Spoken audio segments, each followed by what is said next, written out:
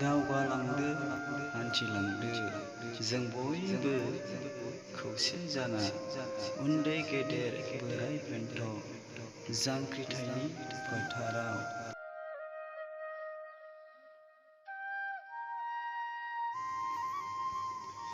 सोरांनि लामाजों गोसोनि बोलोजों दावराव दावसि अगियान गोसोखौ ज्राब गारनानै गणतान्त्रिक सुबुं सानखोनि आयेनजों